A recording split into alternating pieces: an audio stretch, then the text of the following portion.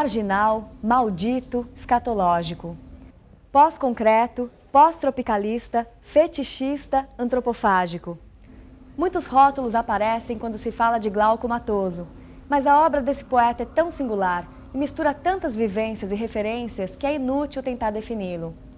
Além da poesia, Glauco também já experimentou outros gêneros, como o ensaio, a ficção, a música e os quadrinhos. Um de seus títulos mais famosos é o Manual do Podólatra Amador, Aventuras e Leituras de um Tarado por Pés. O livro foi publicado com escândalo há 20 anos e acaba de ganhar uma nova edição. E foi numa sapataria especializada em sapatos de números grandes que Glauco Matoso deu a entrevista que você vai ver agora. Rebel without a cause, vômito do mito, da nova geração. Cuspo no prato e janto junto com palmito, o baioque, o forroque, o roquiche, o rocão. Receito aceita de quem samba e rock'n'rolla, babo, bob, pop, pipoca, cornflake, take a coquetel de coco com Coca-Cola, de whisky, estricnina, make a milkshake. Glauco, acho que a gente podia começar falando então do Manual do Podólatra Amador, né? Que é esse livro que foi publicado exatamente 20 anos atrás, provocou um certo escândalo e agora foi relançado sem o mesmo escândalo, né? É verdade, porque as coisas mudaram bastante nesse meio tempo, né? Nós estávamos saindo de uma censura muito repressiva, então alguma coisa corajosa precisava ser feita naquele momento, né? E a literatura brasileira também ainda estava se recuperando da mudez, né? Então eu acho que o impacto foi por vários motivos, além da história em si, que é inusitada, né? Na época em que o livro saiu, a gente tem que dizer isso, não se discutia muito a questão do pós-modernismo. E esse livro ele é muito fragmentário, ele tem todos os elementos da literatura pós-moderna. Ele não é nem ficção, nem jornalismo, nem livro de autoajuda, nem memória, nem história. Ele tem um pouco de tudo, de ensaio, né, de antologia. É uma mistura de tudo isso, né? Por isso que ele é pós-moderno.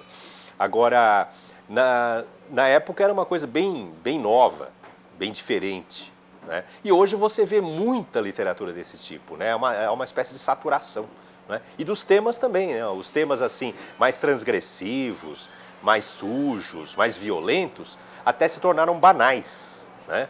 Porque na verdade, a realidade em que nós vivemos, né? A realidade da violência, da sujeira, da saturação pornográfica, né? Sem o menor sentido de transgressão, como tem na sua obra. Exatamente, porque eu questionava coisas, né? Eu fazia uma espécie de comparação de limites estéticos.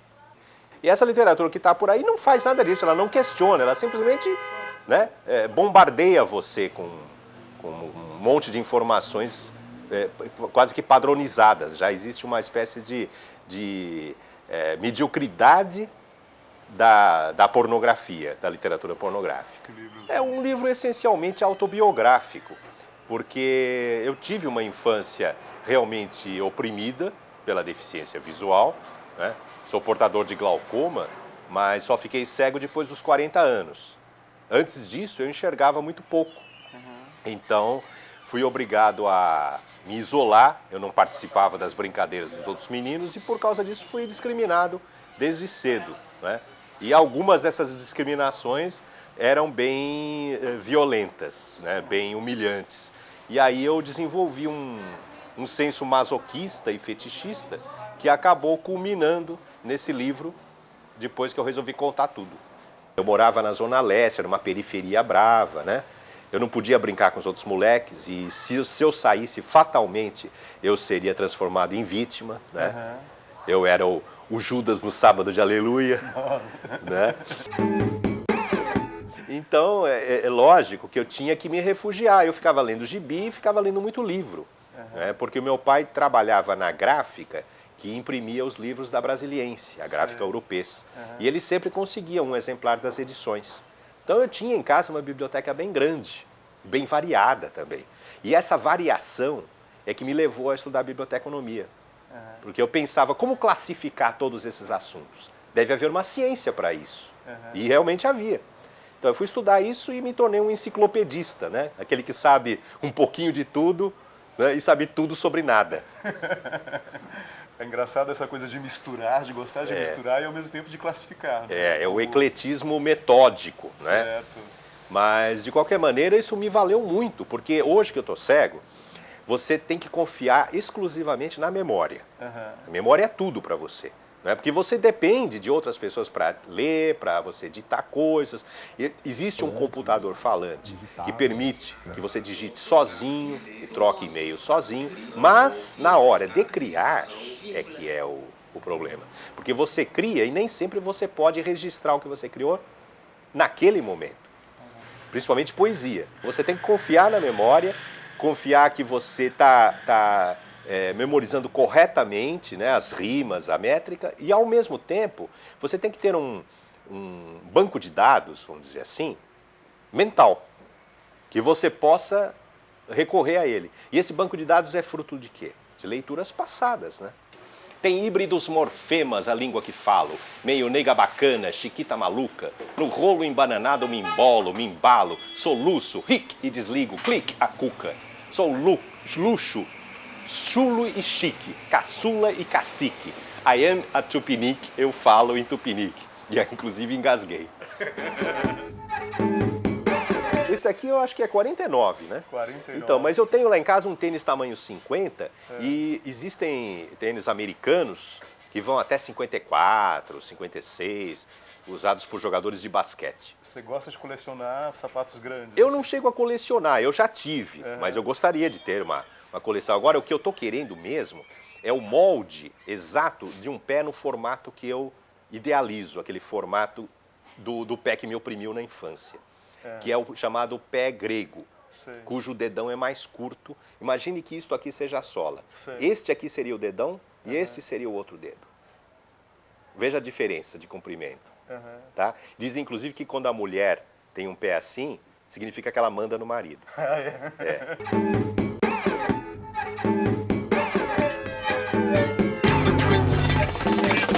Poesia muito mais lasciva, cujo na língua, suor na saliva, porra no picarro, mijo na gengiva, pinto em ponto morto, shot em carne viva. Daqui a pouco tem a segunda parte da entrevista com Glauco Matoso. Não perca! E veja também um espaço todo dedicado à arte do verso, a biblioteca temática de poesia criada pela Prefeitura de São Paulo.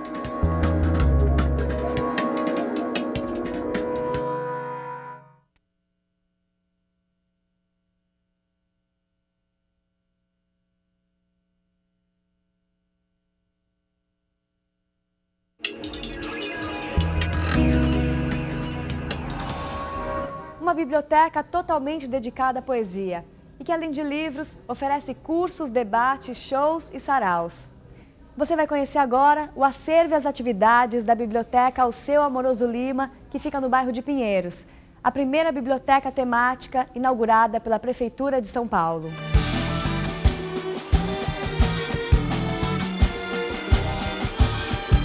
É um projeto da Secretaria de Cultura e ele foi baseado numa ideia que lá na França as bibliotecas públicas têm um acervo especializado.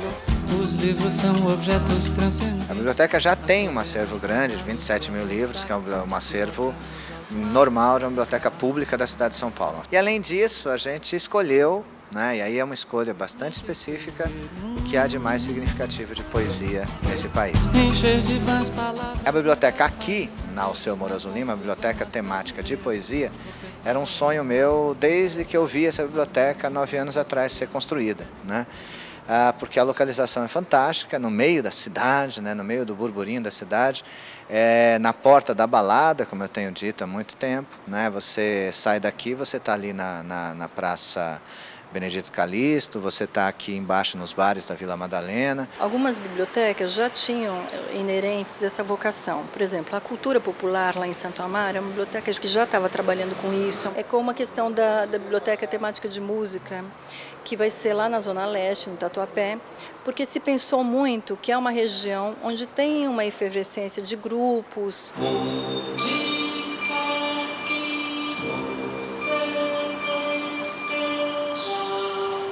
A gente fez vários cursos, esses cursos têm a procura, a gente tem os saraus, os shows, que lentamente as pessoas vão percebendo que essa biblioteca é diferenciada. Por exemplo, a gente tem um curso aqui, que é um curso que o Carlos Renaud está dando agora, que é um curso de letra de música e poesia. Eu acho que isso colabora também, deve colaborar de alguma maneira para o aumento do público de poesia, digamos, propriamente dita. Porque o público de poesia mesmo é um público pequeno, né? É um público menor, né? Olha, aquela moça ali, aquela gaúcha, ela está lendo ali Carlos Drummond de Andrade, mas isso é raro, não é? Isso é uma coisa muito rara. Você tem a relação da poesia com as artes plásticas, como a gente tem aqui no projeto dos grafites. Como foi essa parceria com o Fred e com a Secretaria Municipal? Foi muito legal. Na verdade, o Expresso Poéticos, quando ele era só uma ideia, a primeira pessoa que eu levei foi para o Fred, lá na Casa das Rosas. E aí a exposição foi lá, foi muito bacana, foi super legal. Aí quando apareceu essa biblioteca aqui e tal, ele convidou para trazer a história toda para cá e fazer a fachada, que foi o grande barato da história toda. O trabalho desse pessoal é um trabalho muito sério, principalmente o trabalho com stencil, o trabalho de reproduzir poemas e, de certa maneira, tornar os poemas mais vivos através do trabalho gráfico. É um papel cartão, onde a gente faz o desenho, recorta com estilete e aplica isso na parede. E o stencil, pela característica dele, que é de se apropriar de imagens que já existem, então para eles é muito natural se apropriar de um poema, por exemplo. Eles estão acostumados a reutilizar um material artístico de uma outra maneira, ao invés de criar um inteiramente novo. É como um sampler na música. Até se uma outra pessoa pegar o mesmo stencil e fizer, não vai ser a mesma coisa. Porque tem muito do gesto humano, de como a pessoa faz, de como ela executa. Uma coisa importante é que ele pretende resgatar um pouco o grafite aqui em São Paulo antes do grafite hip-hop, que é o que hoje está mais conhecido. Já houve um trabalho na década de 70, 80 em São Paulo, maravilhoso, ligado à poesia e grafite. Me lembro ali perto da PUC que estava escrito, tinha um grafite maravilhoso, que era "Troque seu ímã por um homem". Tinha muita frase, muitos poemas curtos. Caetano e Chico Buarque. Houve muito disso, né? E a ideia realmente de você colorir a cidade, tanto com as cores, quanto com a inteligência, com a ideia, com a imagem, né, também não só gráfica, mas também com a imagem verbal. Leitura tem que ser algo divertido, tem que ser algo prazeroso, tem que ser algo que você goste mesmo, que te empolgue. E a ideia aqui é que a biblioteca sirva para que as pessoas se empolguem com a poesia. O sonho é que aqui um dia tenha toda a poesia publicada nesse país. Então, se você é poeta, tem um livro publicado, traga aqui, que o seu livro pode ser lido pelas pessoas, né? Será encontrado.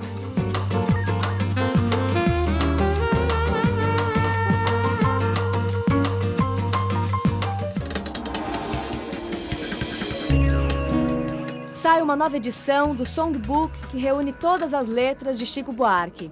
O livro, Tantas Palavras, traz ainda uma reportagem biográfica escrita por Humberto Werneck. Boris Fausto, Ruth Rocha, Maria Rita Kell e outros 15 autores falam de suas lembranças gastronômicas de infância no livro Céu da Boca.